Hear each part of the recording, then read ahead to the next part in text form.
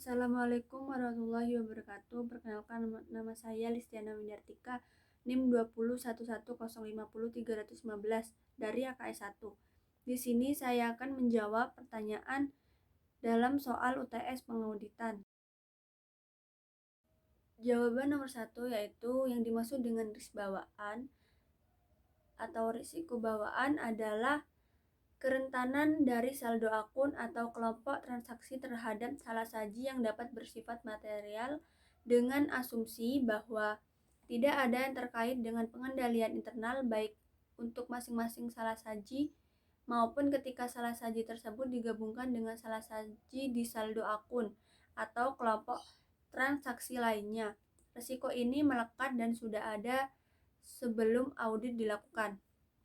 Yang kedua yaitu resiko pengendalian atau control risks adalah risiko yang mana salah saji dapat terjadi di dalam saldo akun atau kelompok transaksi dan dapat bersifat material, baik untuk masing-masing salah saji maupun ketika salah saji digabungkan dengan salah saji di saldo akun atau kelompok transaksi lainnya yang tidak dapat dicegah atau dideteksi dan dikoreksi secara tepat waktu menggunakan sistem akuntansi dan sistem pengendalian internal.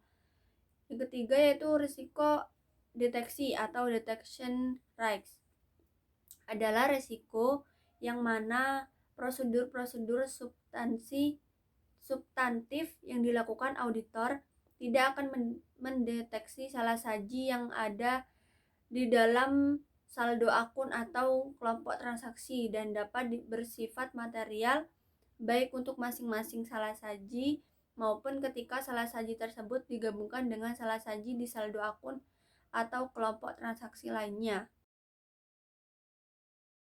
Gambaran dari hubungan di antara risiko-risiko tersebut adalah sebagai berikut.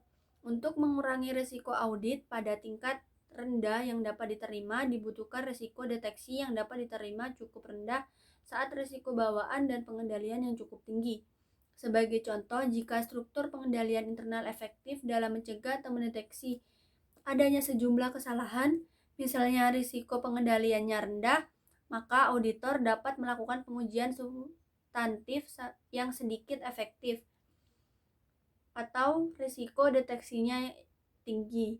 Alternatifnya, jika saldo akun lebih rentan terhadap kemungkinan salah saji risiko bawaannya yang lebih tinggi, maka auditor harus menetapkan prosedur-prosedur pengujian substantif yang lebih efektif. Risiko deteksinya lebih rendah ringkasannya, lebih tinggi penilaian risiko bawaan dan risiko pengendalian. Maka auditor harus memperoleh banyak bukti audit dari prosedur substantif yang dilakukan. Terdapat hubungan terbalik di antara risiko deteksi dan gabungan dari risiko bawaan dan risiko pengendalian. Misalnya, risiko bawaan dan pengendalian cukup tinggi, kebutuhan risiko deteksi yang dapat diterima cukup rendah untuk mengurangi risiko audit pada tingkat rendah yang dapat diterima. Dengan kata lain, ketika risiko bawaan dan risiko pengendalian cukup rendah, auditor dapat menerima risiko deteksi yang lebih tinggi dan masih dapat mengurangi risiko audit pada tingkat yang rendah yang dapat diterima. Jawaban nomor 3 yaitu akuntan publik memerlukan kode etik profesi akuntan atau kode etik akuntan Indonesia publik karena tujuannya pemutakhiran kode etik ini untuk meningkatkan profesi akuntan publik di Indonesia, terutama dalam meningkatkan kompetensi, kualitas, daya saing, dan profesionalisme akuntan publik, sehingga profesi akuntan publik di Indonesia dapat selalu mengikuti dan memenuhi tuntutan perkembangan zamannya.